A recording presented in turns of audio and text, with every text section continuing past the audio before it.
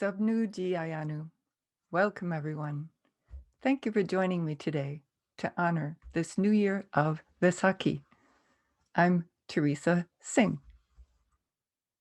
In 2017, the Sikhlens Film Festival premiered my documentary called A Table for 60,000. It's the story of Guru-ka-Langar, the free community kitchen, served every day at Harmandir Sahib, otherwise known as the Golden Temple, in northern India. I'd like to share some of my background, some background about Vaisakhi, and how my husband, Jasprit Singh, and I came to create this documentary. My first trip to India was in 1979. I was very excited and a little nervous to be meeting Jasprit's parents for the first time. And as soon as I landed at the Delhi airport, the first thing we did was to make a beeline to the largest Sikh temple in Delhi, the Gurdwara Bangla Sahib. I vividly recall that January morning, the atmosphere of the Gurdwara complex, the cool touch of marble beneath my bare feet, the soothing sounds of kirtan wafting through the air, and the humble feeling as I bowed before the Sikh holy book, the Sri Guru Granth Sahib. And as we turned to leave the Gurdwara complex, I can still remember the warmth of the buttery sweet delicacy placed into my cupped hands. This delicacy, this kara prasad, is a gift from a shared pot offered to all. What a delicious flavor to welcome me to these new surroundings. Those first impressions, the fact that the first thing my future in-laws did was to offer their gratitude for my safe arrival from the long journey across the world, helped me understand their deep faith. And this experience helped me see how perfectly a Sikh Gurdwara conveys a sense of welcoming and acceptance. To me, that warm handful of Kara Prasad represents Ik Onkar, the Sikh concept of the oneness of all. In the early years of raising our two sons as Sikhs in the US, it was often challenging because of the lack of role models and the limited resources available to us. So we thought perhaps we could do something to begin to fill the gaps, to kind of pepper the world with more inclusive stories, stories which include images of Sikhs and Sikh children. We hope these efforts could also help educate those not familiar with Sikhi. Sikhi, a word that means constant learner, one who's in search of truth. So I used my photography and design skills and Jasprit wrote and gave talks to the community, and together we self-published books and pamphlets on Sikhi. Style of the Lion, the Sikhs, a glimpse of the Sikh which we shared with Gurdwaras. One publication very dear to us is a book called Gurcharan Kaur's Journey, the story of my inspiring mother-in-law, who was an educator. More recently, we've hosted a YouTube channel called Sikhs Everywhere. So far, we've created over 200 videos with a talented team of teachers, musicians, and students that we hired in Punjab.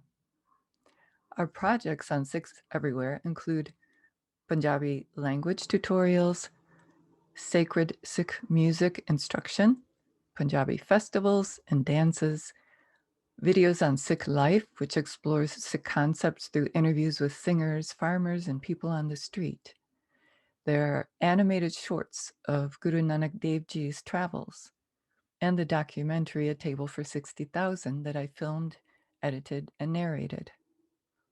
There are travelogues of historically significant cities like Amritsar, Paonta Sahib, and Anandpur Sahib, and the magnificent Gurdwara atop the Himalayas called Hemkund Sahib. Our family's pilgrimage to Hemkund Sahib for the first time a few years ago was a highlight of our lives. Trekking up the mountains while hearing live kirtan Music and having warm Kara Prasad at 15,000 feet is an incredible experience. A very popular playlist on our channel is on teaching the fundamentals of the Sikh martial art called Gutka. Gutka was popularized by the 10th Guru and uses many weapons, the primary which is the sword. These videos were filmed in beautiful outdoor settings in the holy city of Amritsar, the home of the Golden Temple. We were fortunate to have Sardar Jasprit Singh Dev, who is an all-India Gutka champion, to prepare clear step-by-step instructions of Gutka. He even gave us a few lessons on how to wield the sword and spin the chakra, and his group put on a special performance for our students when we were all in Amritsar. We've also developed a language learning app called Encore Language Learning. One of the languages is Punjabi. It's available on the App Store, and we're working on the Android version. You can read more about it on our website, gourmentor.com. This brings me to the significance of the occasion of Vaisakhi. The word Vaisakhi in English means beginning of spring.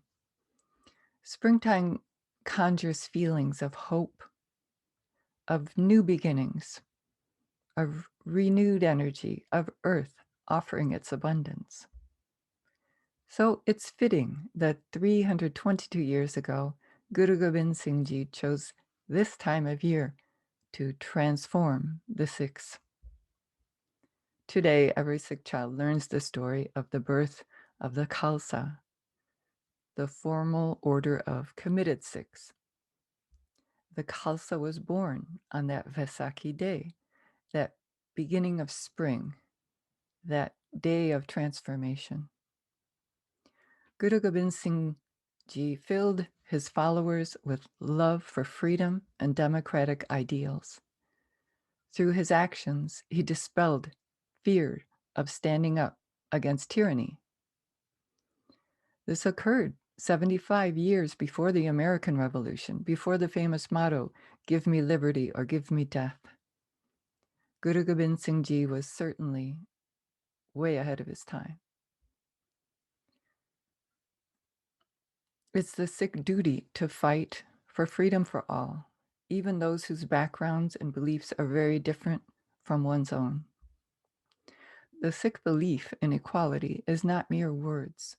Sikhs have a long history of promoting civil rights, including labor rights.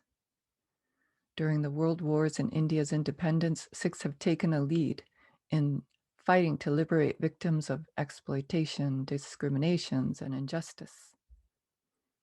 My father-in-law, Sardar Gurcharan Singh, served during World War II.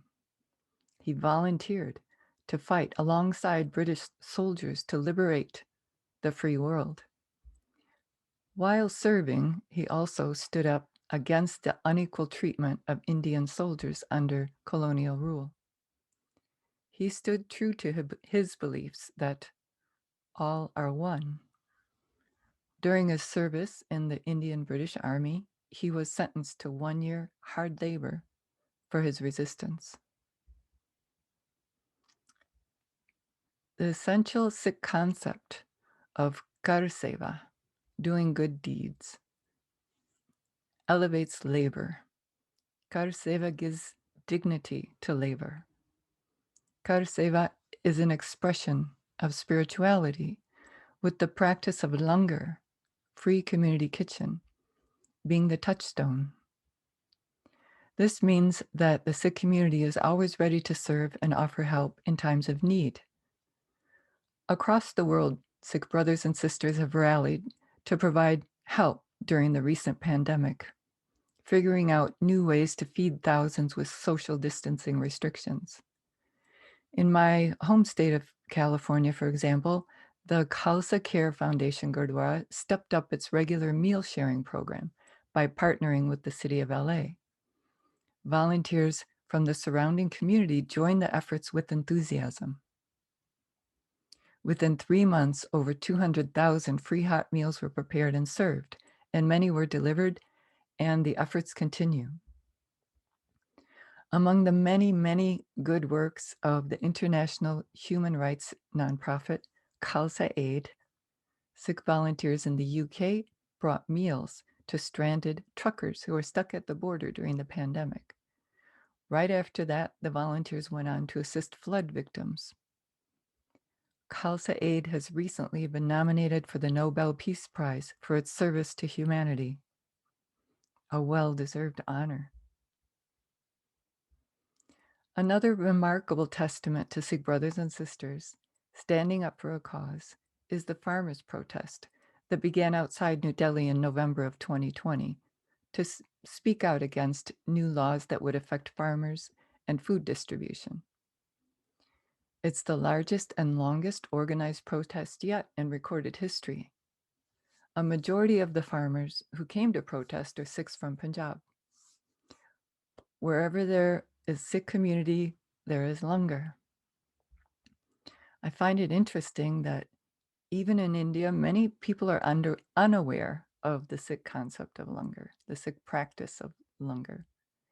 Indian journalists from Delhi itself, reporting from the protest site, were surprised to be offered free hot meals and tea by protesting farmers. These protesters, these farmers, were away from their homes, camping out on the streets in their trucks, yet they were not only feeding themselves, they were also nourishing others. This is a unique kind of protest. What keeps them going? What sustains these grand efforts of Sikh-led groups? Vaisakhi in 1699 crystallized the efforts and the teachings of the 10 Gurus. Guru Gobind Singh Ji motivated his Sikhs by daring them to speak up and stand out, to cast aside their caste names and take on their new identity. Sikh men became Singh, lions. Sikh women became Kaur, princesses. Guru Gobind Singh Ji also presented a new uniform of the Sikh, the princely turban and the 5 symbols, which signal their commitment to the Khalsa ideals. This commitment is a big reason that the practice of seva remains viable today.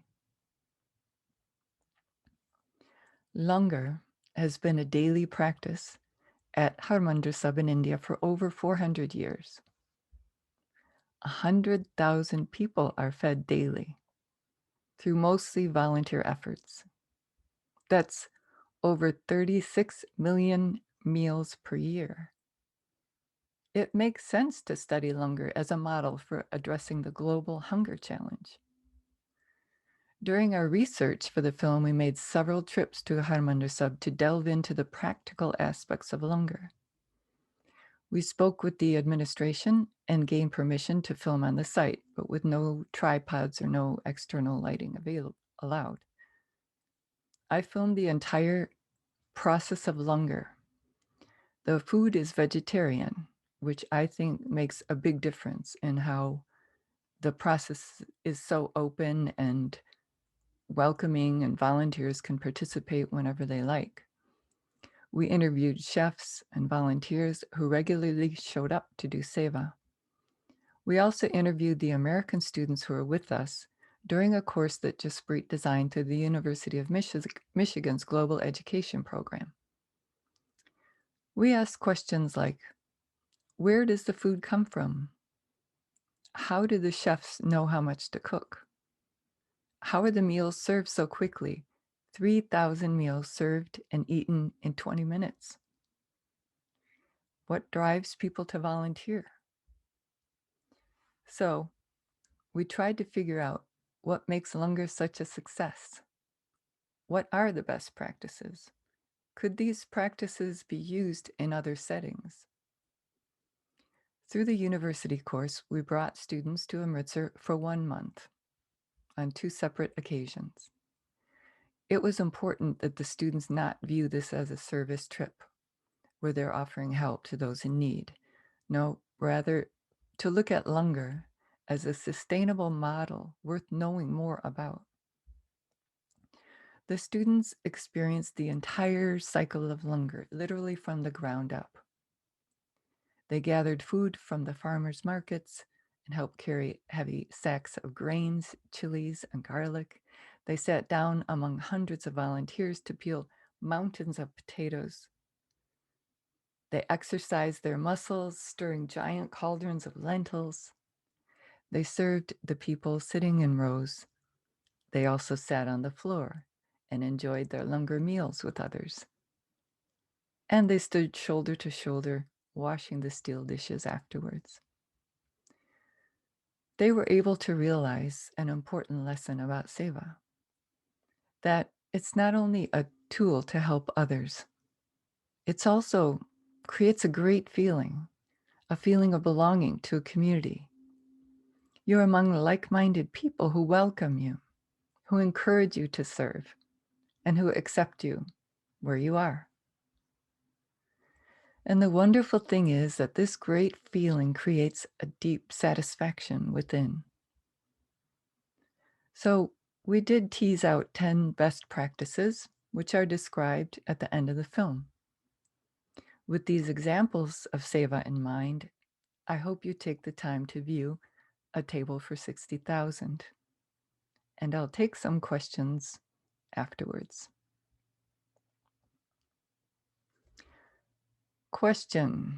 First question. What does the title A Table for 60,000 signify? Well, the title could very well be A Table for 100,000. When we started filming A Table for 60,000, that's how many meals were served every day. By the time we finished filming it, it expanded to 100,000 and continues to expand. And a fundamental part of Langar is Pangat and Sangat.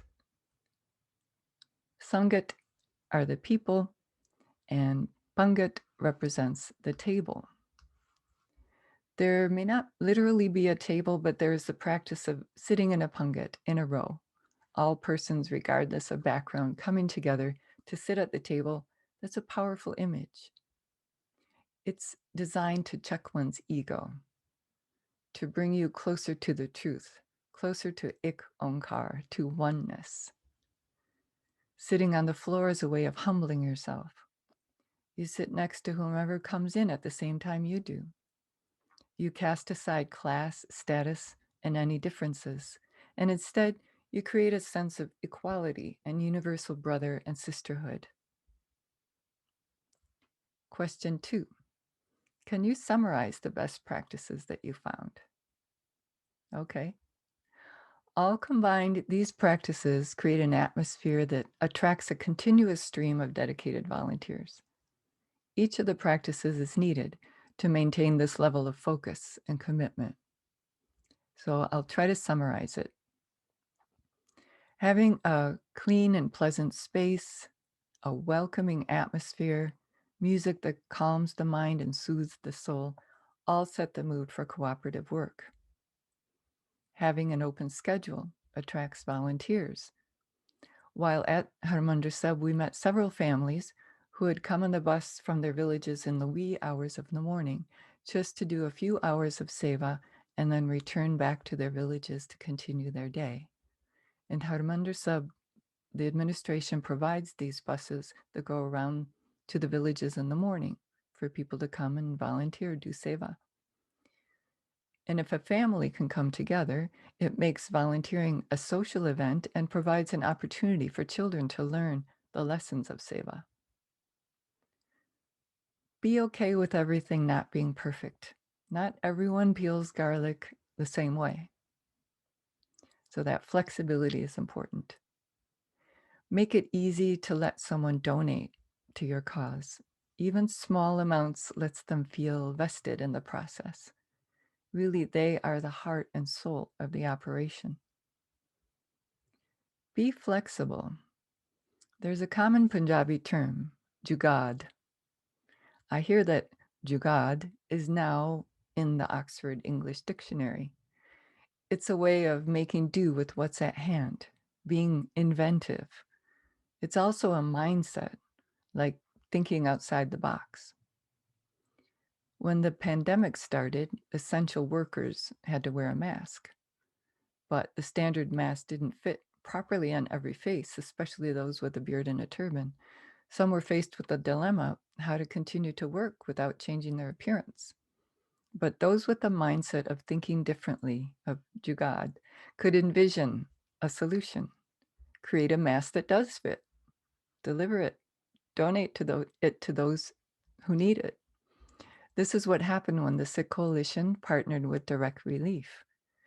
They helped Sikh doctors secure specially fitted masks to fit over their beards and accommodate their turbans so they could continue doing their essential work.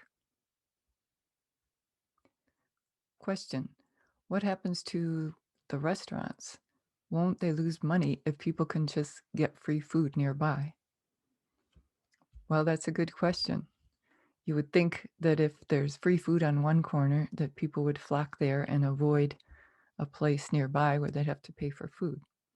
But what we found out through discussions with restaurant owners around the Harmandir Sahib is that they felt they were successful because of the existence of Harmandir Sahib. Langar is not just a time of having a meal together. It's different from a restaurant where people gather for socialization, for parties, or to try new dishes. There's a larger purpose to Langar, and it's not just an eating establishment. So the two complement one another. Question: can these efforts be replicated outside of a Gurdwara, outside of a Sikh community? This is a key question. We tried to answer it by compiling a list of best practices of Langar.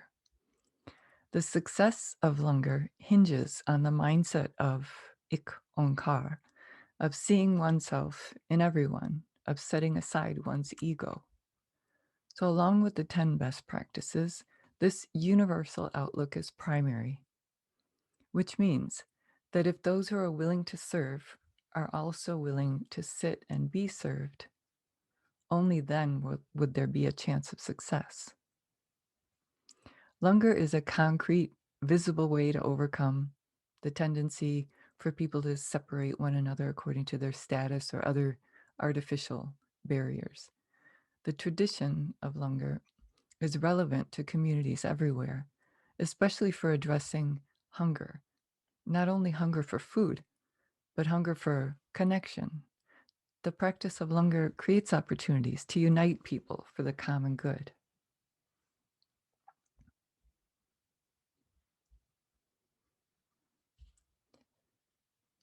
In conclusion, I've certainly come a long way in understanding the significance of that handful of prasad that I received so long ago.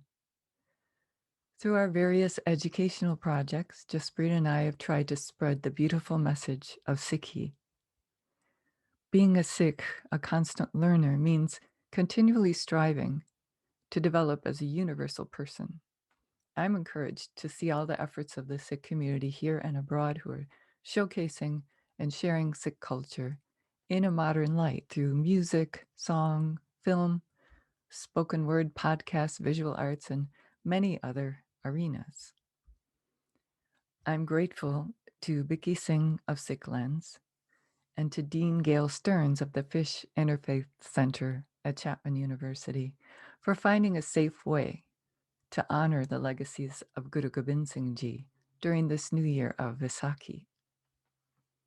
Coming together to celebrate Vaisakhi reminds us to greet each day with renewed commitment, to face each morning with confidence to overcome obstacles, to remember to treat each person with dignity, and to understand that service to others is a gift to oneself, a gift of deep peace. I'd like to close with a prayer. Nanak Naam Chardi Kala, Tere Bhane Sarbat Tabala. May we be filled with unbounded optimism and work towards the well-being of everyone. Sat Shri Akal.